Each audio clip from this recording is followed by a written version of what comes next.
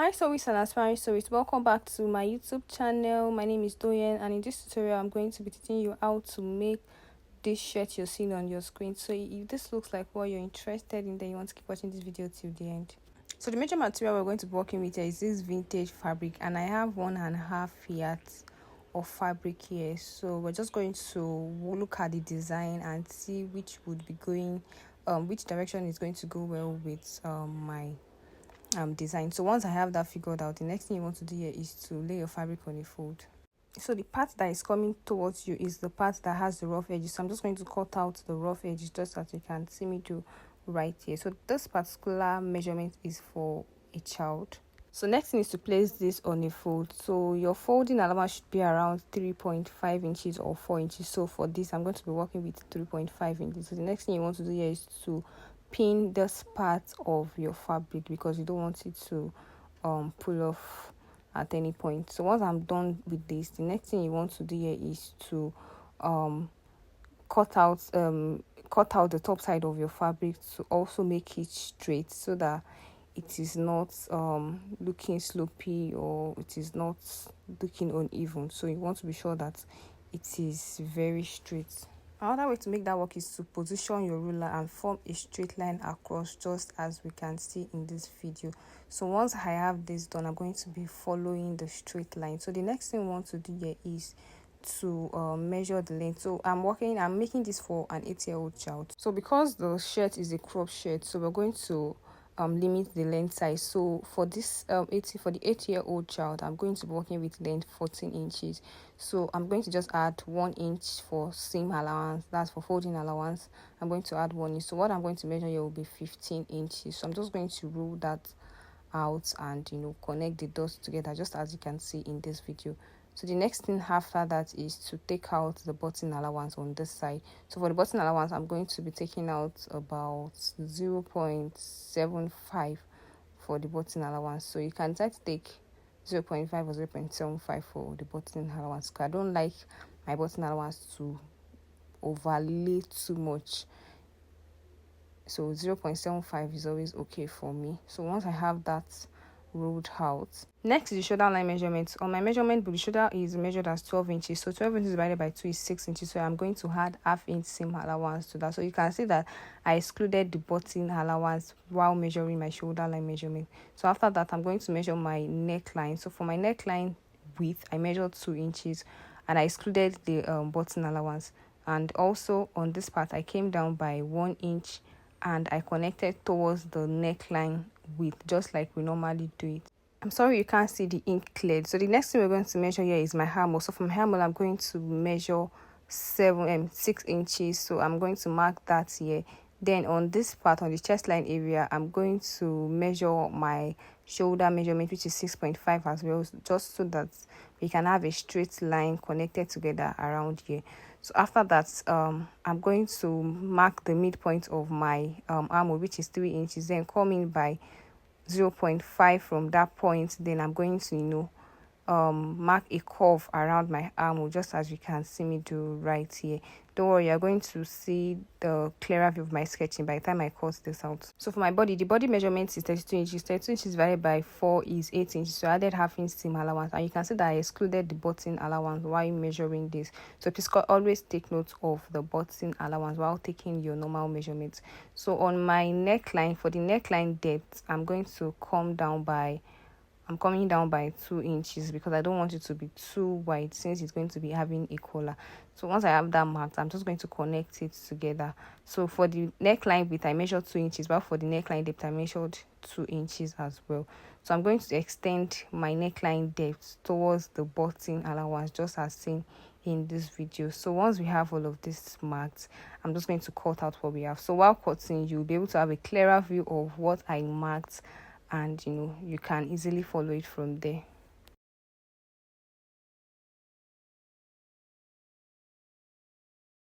So the next thing to do is just notch the center point here and do the same at the top side as well.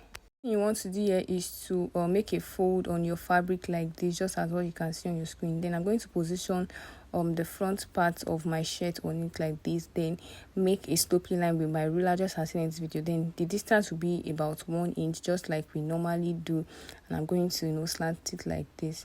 So the essence of this is to make the back shoulder higher because it's going to be having a collar. So the next thing I want to do here is to also measure the wideness of the neckline at the back, which is 2 inches. Then the depth is 1 inch. So I'm just going to mark a curve around the neckline just as seen in the video. Then I'm going to just cut out what we have here. So every other measurement on the back body is going to be the same as the front, except that the shoulder line will be higher than the front, which is what we already explained initially. The next thing here is the sleeve measurement. So since our hammer was measured at 6 inches, for the sleeve circumference we're going to be working with 7 inches. So I'm just going to place this on a fold because we'll be needing 2 sleeves for this jacket. So the next thing I want to do is to measure the length. So my measurement book, my sleeve length is 6 inches. So I'm just going to measure 7 inches here and cut out what we have here. So the next thing I want to do here is to separate the sleeve. So I'm just going to open it up on this other part here, because the patterns are not aligning. So I just have to alternate it to make sure that it aligns together.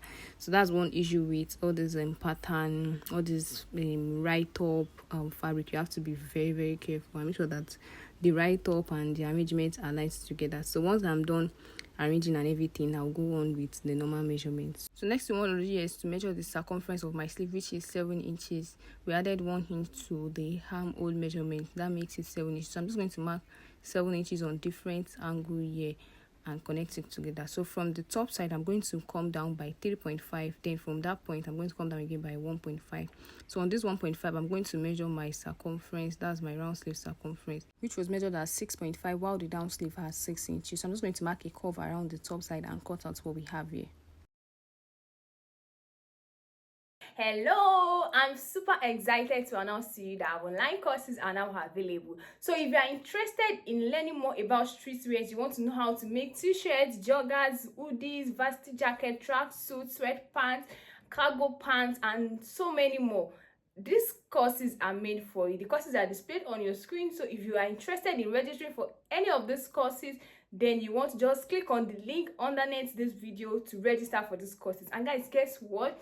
These courses are well detailed. You're going to be learning how to identify fabrics, how to matchmake fabrics, size charts, measurements, and the like, depending on the course you are actually subscribing for. So you don't want to miss out on this opportunity. So kindly click on the link in my bio. Kindly click on the link in the description to actually register for this class. Bye.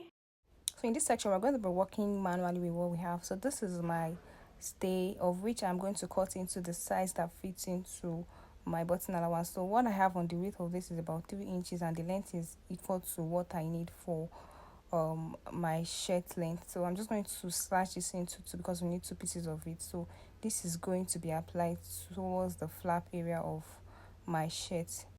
So I'm just going to spread this out and then apply the shiny face of my stay around here. So I'm just going to apply it around where the button is going to be, just somewhere around here, just as you can see. So it's going to like be in between the notch points. I hope you understand. So I'm going to make sure that it's covering the notch spots by about 1 inch. So I'm going to also do the same thing on this other side and then go ahead to eat this up. So after eating up, this is what it looks like. So I also went ahead to make a fold around the flap area, which is what you can see on your screen. So the next thing we're going to be doing here is to join the shoulder lines together. So this is the back side of my shirt, and I'm going to be adding the front part together with it, just like this. So I'm going to position it like you are seeing on your screen, and the best thing is to just pin it down because I'm working with my manual machine though. So I'm just going to be showing you how I'm going through the process. So the next thing you want to do is to pin the shoulder line like this, just as you can see. Then I'm going to be making a straight stitch here. So after joining together, this is what we have. So I'm just going to properly align everything together, connecting the armhole just as displayed in the video, just so that you can see the proper form or the proper shape of the shoulder line. And this is what we have. So I'm just going to trim whatever excess we have around the armhole and not the center point of the shoulder, just as illustrated in this video. So the next thing I want to do here is to join my sleeve with my armhole. So I'm going to connect the center point of my sleeve towards the center point of my armhole, just as seen in this video. So make sure that you follow this pattern alongside with the other side of your sleeve, just as illustrated in this video. Make sure that the notch part of your sleeve connects with the notch part of your armhole area, just as illustrated in this video. So once you have that done, you're just going to go ahead to sew around that. So the next thing is to fold my sleeve. I'm going to be folding on around of 1 inch, just as seen in this video. I'm also going to do the same thing on the other side as well. So first one, this is what it looks like. So the next thing is to connect your sleeves together like this. So basically we're going to be pinning around the sleeve area, then connect towards the downside. So I'm doing this just so that you can understand what we're trying to achieve, since I'm not showing you the sewing process. So after that, you're going to repeat the same thing on the other side as well. So the major focus here should be the sleeve area. Make sure that it is well connected, and then make sure that the armhole area is also well connected. So once you have all of this checked, then you are just going to be sewing on the allowance you added while you were cutting. So we're just going to go ahead to make a stitch on this part. So next thing, we're going to connect the neckline circumference together. So I'm going to be connecting this part together with this part. So we are going to be taking out an allowance for the collar flap. So I'm just going to connect it together like this, then mark out 0.75. So I'm just going to mark it here, then I'm going to be using a scissors to notch that part. So from this notch part to the other notch part, we're going to measure what we have here. So from this notch part to this other notch part, we have 11 inches. So for my collar, I'm going to be measuring 11 inches. This stay here is going to serve as my pattern paper. So I'm going to place it on a fold, just as you can see in this video, and then I'm going to be working with my collar measurement. That's 11 inches, which is about 5.5 inches. So what I have measured here is 5 inches, 5.5 inches. Then for the length, I'm going to measure 3.5 inches, which is what you can see me mark on your screen. So on this other part, I'm going to reduce it by 1 inch, which makes it 2.5, and then I'm going to just make a curve around this other part. So one side of my collar is straight while the other side is slopey. So I'm just going to cut out whatever we have here, which is what you can see on your screen. So this is just the pattern, just to determine what the shape of my collar is going to look like. So I'm going to position this on my fabric, just as you can see. I place my fabric on a fold, then I place this on my fabric, and then I cut out exactly what is there, leaving an allowance of about 0.5 on my fabric, which is what you can see on the screen. So I left a little allowance, just as you can see on your screen. So this other part that is not straight, I cut it equally with my pattern paper, just as you can see here. So the other part that has the sewing allowance is where we are going to be sewing on. So we're going to be cutting out the stay for the collar, and we're going to cut equally with what is on our fabric. So once we're done with that, the next thing is to position the shiny part of the stay on the wrong part of the fabric and go ahead to heat this up. So after heating up, this is what it looks like. So I'm just going to place it on each other, front side facing each other. Then I'm going to mark my little allowance on the side, then do the same thing at the top side here as well. So this is the little allowance I am going to be working with. So by the time I'm going to be attaching this, it will definitely fit into my circumference. So after sewing, you want to turn this to the right face, just as you can see me do in this video. So for the collar, we're just going to form a midpoint for the collar. So I'm just going to fold it like this, then not the center point of my collar. So I'm going to also do the same thing on the circumference of my shirt, of my neckline, sorry. So I'm going to connect the lines together, the notch points towards each other, then not the center at the back. So the collar is going to be, the notch part of the collar is going to be on the notch part of the neckline circumference, just as illustrated in this video. Then I'm going to extend this towards the other notch part. So I'm going to be overlapping the 0.75 allowance over the notch part. I don't know if you understand. So I left a 0.75 allowance before notching it, so I'm going to overlap it so that the 0.75 is still showing, and then the notch part is connected towards each other. So I'm going to sew from this point towards the other point, just making sure that the flap is overlaid properly.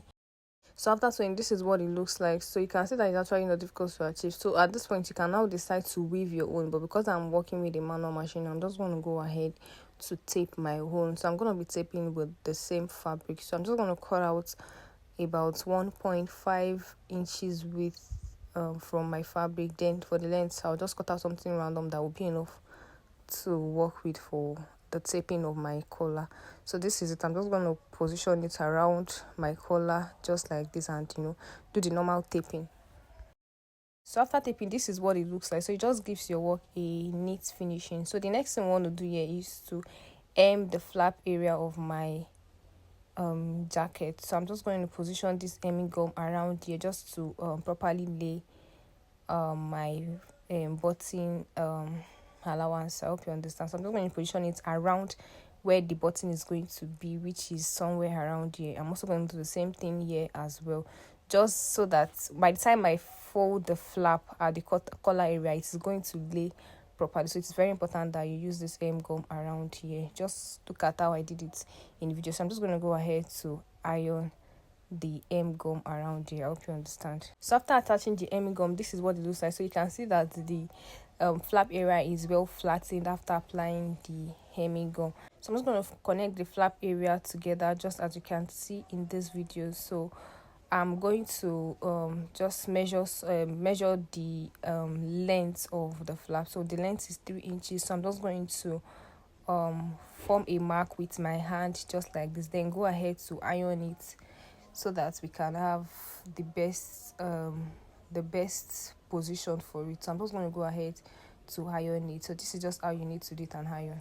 So after ironing, this is what it looks like. So you can see that we already have the shape of what we want to achieve. So the next thing I'm going to be doing here is to fold the downside of my shirt. So I'm just going to trim whatever excess that we have here, then go ahead to fold. So remember that while we were cutting, we left an allowance of about 1 inch. So I'm just going to fold on 1 inch, but then I'm going to mark the point for my button allowance. So I'm going to measure 3 inches away from the first button, then 3 inches in between as well, then fold the downside of my shirt.